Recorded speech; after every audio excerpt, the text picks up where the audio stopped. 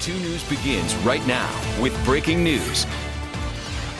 Now at 5, an officer-involved shooting. The suspect is in serious condition. I'm 2 News anchor Russ McCaskey live on the scene. We're at 51st and Harvard. I want to bring in 2 News reporter Liz Bryant. She's been following the story. Liz, what do we know so far? Russ, in the last 5 minutes, I got some exclusive information from detectives. Detectives tell me that this man, this alleged robber, was professionally dressed. He doesn't fit the mold, and he's possibly tied to some other robberies. I also was told that the bullet went into his arm, up through his arm, and actually hit his chest.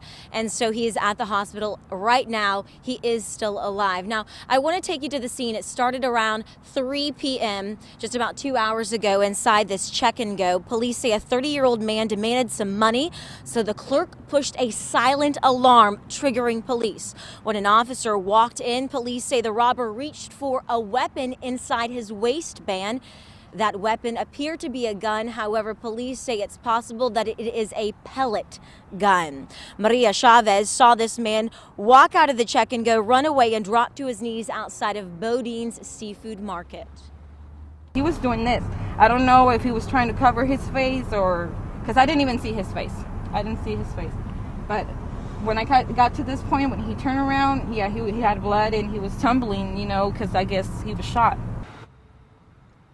And Maria says when he dropped to his knees, he signaled the sign of the cross. Russ, of course, we are going to continue to follow this breaking news to find out more about who this 30-year-old robber suspect is and if he is tied to some more robberies, because as I said, he doesn't fit this mold that he was dressed professionally. All right. We're also going to be checking on his condition as well, see how it goes throughout this newscast. We'll have updates on KJRH.com and also right here on air. You know, this is the 8th shooting involving Tulsa police that we've reported on this year. 5 people were killed, 3 survived. 2 of the shootings happened while a search warrant was being carried out. 3 were during robberies or after robberies. 2 were when officers say they felt threatened by weapons, and 1 involved an off-duty officer accused of shooting his daughter's boyfriend. We'll be the first to know about breaking news whenever it happens. We send out a push notification to our mobile users. You can download our app today for Apple or Android products, and be sure to allow those alerts. I thought maybe like a kid pushed him down, no big deal, until I saw the washcloth full of blood. Happening now, an investigation into an assault on a 5-year-old Tulsa boy. The child's mother says he was jumped by 3 boys after getting off of a school bus in about 1 minute. We'll hear from the child himself. Right now, though, want to check in with 2 News Storm Shield Chief Meteorologist Brett Anthony. He's going to give us an update on these frigid cold temperatures. It's only going to get colder as the sun goes down. Brett? It really is, Russ. Tonight will easily be the coldest night so far. Coldest night of this Arctic air outbreak that has moved into green country. Weather alert for the weekend. Just stay weather aware. We have some extreme cold coming in tonight with temperatures down into the teens. There is the possibility that we will see some snow on Sunday in green country, and the totals, I've seen computer data that says nothing up to 2+ inches. It all depends on what's right. We don't even have a storm out there yet that's formed, so it's very difficult to pin this one down. So we're going to watch Sunday carefully. 30 right now in Bartlesville, 32 at Pryor, 34 at McAllister, and at Poto. Look at the overnight lows tonight. Bartlesville down to 13, Coffeyville down to 14. Muskogee, you're dropping to 18. Bristow down to 17. Coming up in the forecast, here's what we're going to talk about. We're going to use Future Track to track that snow. Can we go back to that graphic while we bring that up for you?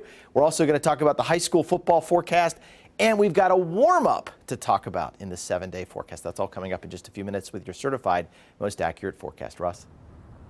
Something to look forward to, especially as cold as it is out here. All right, Brett, thanks. A lot of people are talking about this one. A Tulsa mother says her 5-year-old son was jumped by 3 boys right after he got off of a school bus. She immediately took to social media, posted on Facebook about the incident, called it bullying. Tonight, we can tell you there are new developments in this case and a full investigation is underway.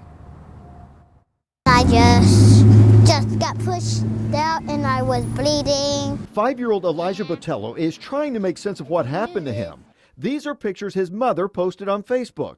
His mother, Brittany, took to social media after she says 3 bullies beat up her son. 2 of them had taken turns punching him in the face, and then one of them, the kid we know the name of, had actually kicked him in the face a couple of times, and that's where his lip and his gums are busted open. She says it happened moments after her son got off the school bus at her apartment complex. She believes the kids who jumped him are older students at Skelly Elementary. Brittany says Elijah's top 2 front teeth are chipped. They're not his adult teeth. He should be fine physically. Emotionally, though, she says it's been hard. We're staying with family for right now, just until all this gets taken care of. And he isn't really wanting to stay by himself. He's wanting to be held and, wanting to be around his family. Brittany requested Tulsa Public Schools move Elijah to a new school, which they did. He started at Salk Elementary today. The school district is investigating. Brittany says the apartment complex is increasing security patrols as school gets out, and she's also contacted the police. If I need to press charges against the parents, or if they need to just speak with the parents, or how they're going to handle it, teaching these kids that this is not okay. As for Elijah, he said he had a much better day today at his new school in his new kindergarten class. Good to see that he is on the mend. Now, we talked to Tulsa Public Schools about this incident. They called it terrible. They say they are doing their investigation. They say that they're pulling all the video from the school buses to look at them to see if they can find out who may be responsible. We will keep you posted on that. We can also tell you that Tulsa Public Schools has been extremely proactive in the past couple of years working to combat bullying. They have a special hotline that anyone can call to report bullying or other concerns. The TIPS hotline handles all sorts of issues, everything from alcohol to drugs to weapons to abuse. To report a problem, you can call 918-746-6868. We also want to mention that putting an end to bullying has been an ongoing effort for us here at 2 News. 2 years ago, we aired a half-hour special program highlighting the problems. That led to state laws being changed. Right now, we have a contest going on. We want you to submit a video no longer than 20 seconds about why bullying should be stopped. You can go to KJRH/contest to find the information, also to submit a video. All right, I want to update you now on some breaking news. We first brought you on 2 News this morning. An early morning fire displaced more than a dozen people at a Midtown Tulsa apartment complex. 2 News reporter Will Dupree has new information about what caused that fire. Well, the fire started here at the Leisure Manor Apartments near 15th and Sheridan on the 2nd floor unit. You can see over my shoulder here where the flames actually burned a hole right through the roof. And take a look at some video we took earlier here at the scene this morning. Firefighters say a heating unit malfunctioned and started the fire. Right now, we're still working to figure out what exactly went wrong with the heater, but firefighters say this should serve as a reminder to the entire community. This kind of weather, that's why we're urging everybody to have their heaters checked out. Okay, not only for malfunctions like this, but the CO, carbon monoxide, is going to be.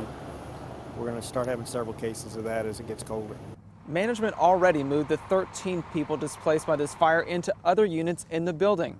Firefighters also blame a heater for another fire this morning at a different apartment complex, this one in South Tulsa. No one was displaced there, and the damage was only minor. Reporting from Midtown, Will Dupree, 2 News Works for you. I will, thanks. New tonight, dramatic video of the high-speed chase on I-44 that we told you about late last month. 2 News requesting this through the Freedom of Information Act. The man behind the wheel of the Nissan SUV with the highway patrol in pursuit. You're about to see the patrol officer bump the SUV, forcing the driver to lose control and hit the wall. There you see it right there. It started as a simple traffic stop and ended several miles later near Sapulpa along the Turner Turnpike. Enrique Torres from California was behind the wheel and was not hurt. Patrol officers say that they found pot inside that SUV. People still talking about that 4.8 earthquake that shook Green Country yesterday. Happened near the Kansas border. Social media lit up with people talking about it. Now we're digging deeper, asking, should we be concerned about buildings being damaged? Coming up new at 6, why insurance agencies say they don't recommend quake insurance for most people in our area. I want to check in now with 2 News anchor Karen Larson. She has a traffic alert for us. Karen, how are things looking on this Thursday evening drive home? You know, it's really looking pretty good right now around town, Russ. I can tell you that they just cleared a traffic accident along right at Memorial off of 169. You know, there are so many traffic lights there that we're often seeing slow and go at this time of day. So beware of that area. Also some slowdowns here along 169 and also where 244 and 44 come together there. So good news for right now. But if you'd like a complete look at your daily commute, just check out 2 News Today each weekday morning starting at 5 a.m. Now, I also want to tell you about some new developments now in the case of the Camelot Cancer Center. Today, a judge ruled that this temporary restraining order stays in effect until at least next month. That's when the state is going to seek a permanent shutdown. Tonight, defense attorneys say that the clinic was only trying to help. Maureen Long is the founder of the Camelot Cancer Center. Police say Karen Klockner and her husband came from Florida seeking alternative cancer treatment. Court documents allege medical professionals connected with the center administered treatments at this Residence Inn and a Fairfield Inn in Tulsa. The Oklahoma State Department of Health says the procedures were unsanitary and included drugs not approved by the FDA.